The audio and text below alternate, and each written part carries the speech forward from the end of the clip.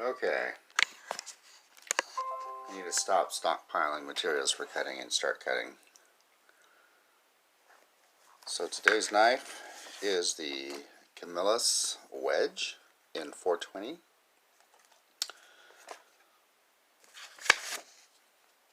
So if you've watched my initial video on this, it looks like the lockup has gotten better on that. It's still an early lock, but it looks like it has moved over just a slight bit, so that's a good sign. So maybe as the more I use it, it'll wear in a little bit better.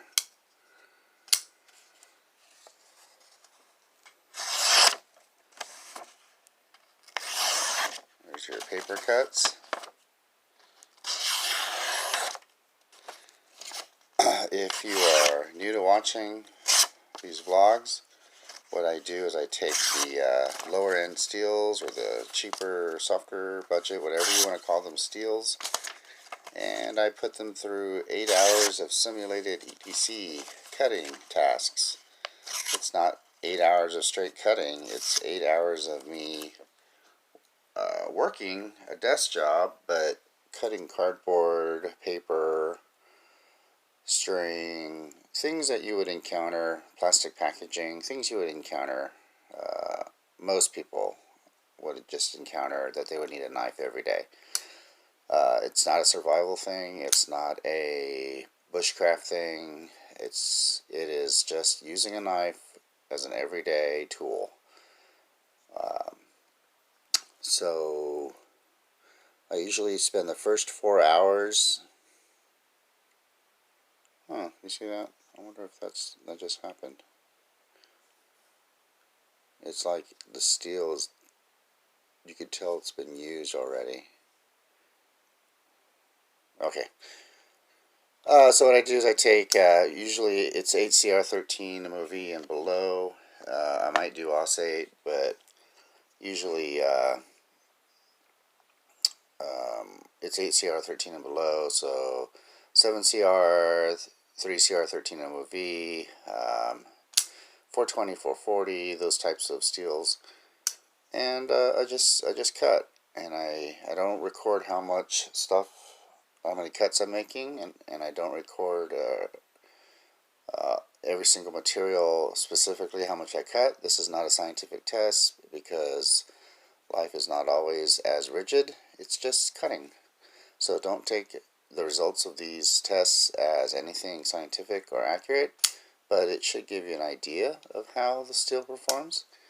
I only sharpen using a ceramic pull-through rod, so that's partially because I don't like spending time sharpening, and softer steels don't take much to sharpen up, and I think it's nice to have something you can just sharpen up real quick. I've had knives that required to be touched up, and once or twice, even up to 4 times, so you know, but I'll talk more about that at the end of this video. So, but this also gives me time with the knife, just to notice some things, comfort, things like that. These are usually done in 2 parts, the first part being cutting, and then the second part being carrying, which I do on my days off.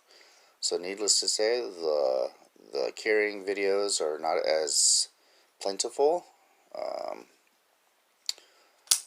Those videos involve deployment, clips, blade play, things like that. So anyway, we'll see how this does. 420 steel, Camillus Wedge, and yeah,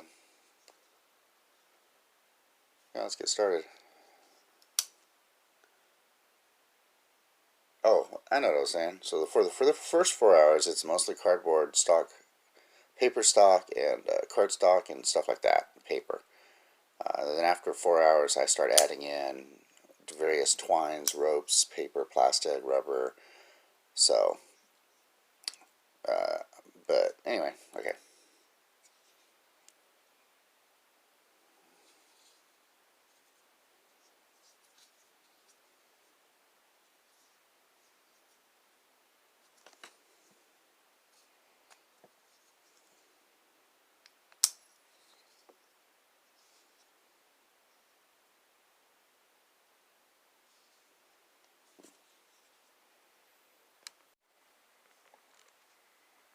maybe I should put some backstory, a little bit of backstory in this vlog.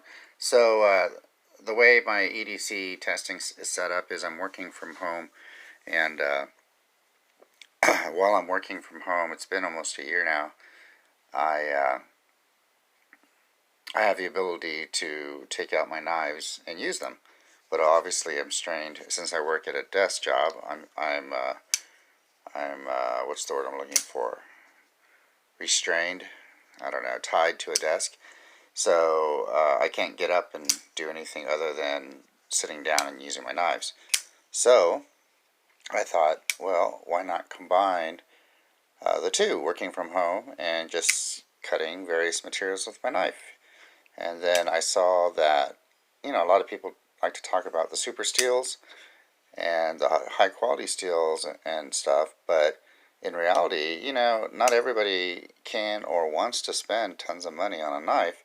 And I want to show that you can get daily, everyday carry performance out of an affordable knife. So, and I've already shown that in previous vlogs. I call them vlogs and not just straight EDC testing because I want to. I mean, this is my this is my channel and how I want to do things. So anyway, that being said, that's why, and I kind of am doing this video because I want a certain new viewer to see how this knife is performing, and then kind of the backstory. So I don't expect anyone to like, follow, share, or anything like that. I'm not doing it for money. I'm not doing it for fame. I'm doing it for fun. So that being said, that's kind of the backstory.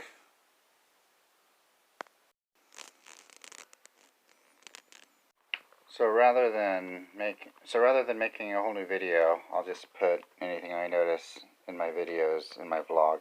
So this thing I made a video on, and it's like a pool toy that has water in it that when you squeeze it, you can smell the air, that plasticky smell. That's what I smell when I drink out of it. That's what I taste, I think. And then, like, if I squeeze it, I can smell it. So if you watch the separate video on that, then it'll make more sense. So okay, it is halftime. Time for me to add some more different materials to the cutting. And not too much material. It's been busy at work today, but I mean, it's a lot of cuts. But let's see how we're sitting with cutting paper.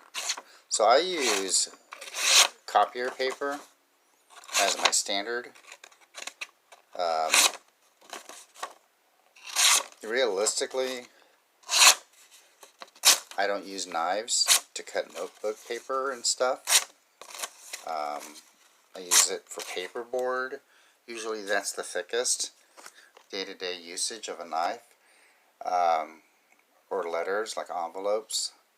So copy paper, I think, is a good, even standard for me. Is this ever going to cut hair as far as like razor blade? No. I will use a pocket knife to cut my hair, but it's more of a effort into cutting. It's not, I'm just saying all the wrong stuff. I don't need it to be razor sharp, and I have a ceramic rod that I use, so I probably won't get it razor sharp since I'm not able to control the angle on those ceramic pull-throughs. But it's cutting paper at halftime, so we'll go ahead and start adding some materials, and at the end I'll show you a rundown of the different materials I added, but I'll still be cutting cardboard and paperboard and stuff, as that's the bulk of the testing. So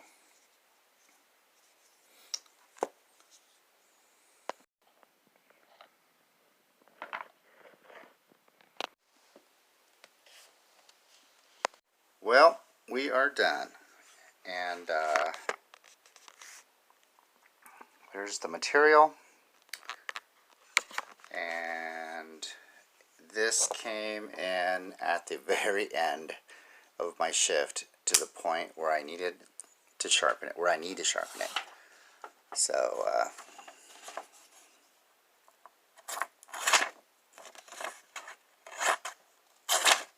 okay. So,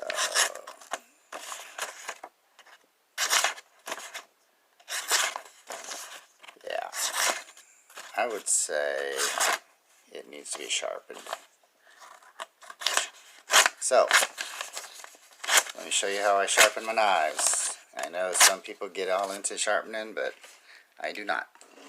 I know how to sharpen. I know it's about angle and consistency and grit and gradual. I do not want to spend my time sharpening, especially when I can use one of these.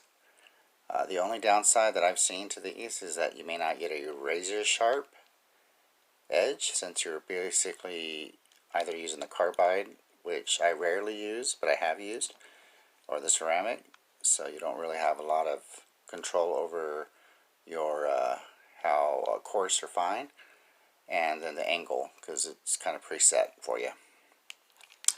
But I just do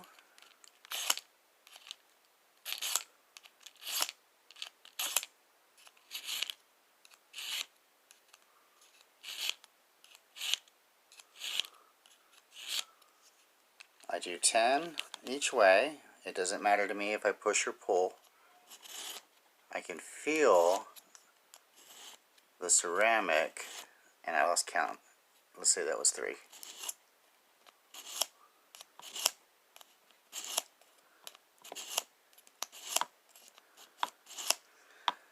I can feel the ceramic grabbing onto the edge, and then usually by the second 10 it's a lot smoother. And all I care about is getting this back to where it will cut paper. This thing was still, I don't know when this actually needed to be touched up, but I just decided to check it before the end of my shift, and it's been really busy today, so that sucks too, because every day is different, every test is different. That's why this is by no means a scientific test. But here we go.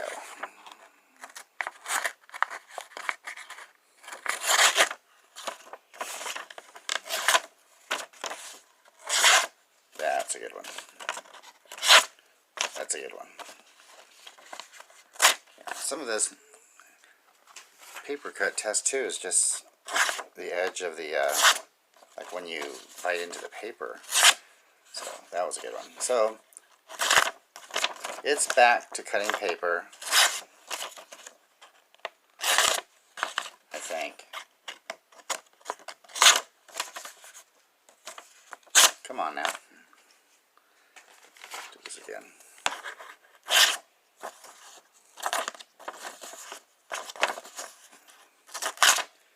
Oh, do another quick 20 here. I won't bore you with the details. Okay. Did another 20.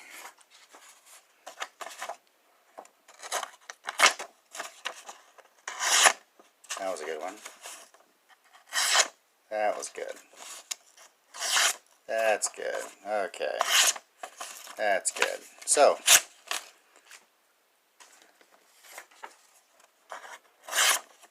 yeah, see, it's cutting paper now. I mean, that literally took me 40 strokes, probably 30 seconds through the sharpener to get it back to cutting paper. 420, as far as how this one stands up, because even though it's 420, there's so many factors. The blade profile, the heat treat, just, you can't say all 420s are the same. In a nutshell, this is perfectly capable EDC knife. It did a great job. I only needed to touch it up, technically twice, because I do 20 strokes per touch up, so twice. But we're talking about a portable ceramic rod. You're not going to do the amount of cutting that I did as a standard EDC. If you're in a field that requires cutting all day, hardcore, then yeah, don't get 420. Get your S30VNs, S45, whatever. but you're also going to spend the money for that. Probably D2 would be capable, or OS 10. But anyway, I'm not a metallurgist, so all I know is I like to use the tools that I have, and this one is quite capable for EDC, everyday carry.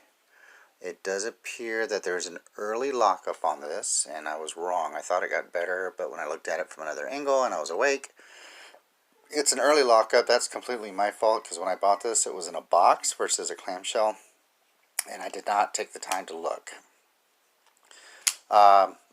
With the knife, with what I mean, it's locked up. I'm not going to do anything hardcore with this knife that would make the lock fail. I shouldn't. So, I'm not worried about it. I think this knife was, what, 13 bucks? I'd have to look it up. So, for all that's said and done, this is a great knife for the price. Just a couple notes. I don't know why they didn't put holes on this side so you can switch the clip. You'll notice there's no thumb studs. It clicks out really well. I mean, and it's locked up. It's just right there on the edge, so I hope it wears down. I'm talking, but I'm not really focusing my angle here. The clip, it didn't really, I mean, it doesn't hurt, but it's noticeable. So I think a wire clip would feel better on this. The size wasn't too bad. I found myself it sitting in my palm like this when I was doing certain cuts. This is a small knife, you know. Lower your expectations. People think that all knives are the same. I mean, in a pinch, all knives should be able to cut, and that's the most important thing.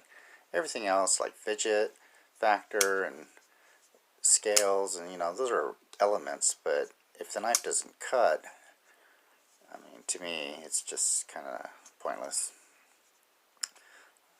I'm not really into pocket jewelry, so to say.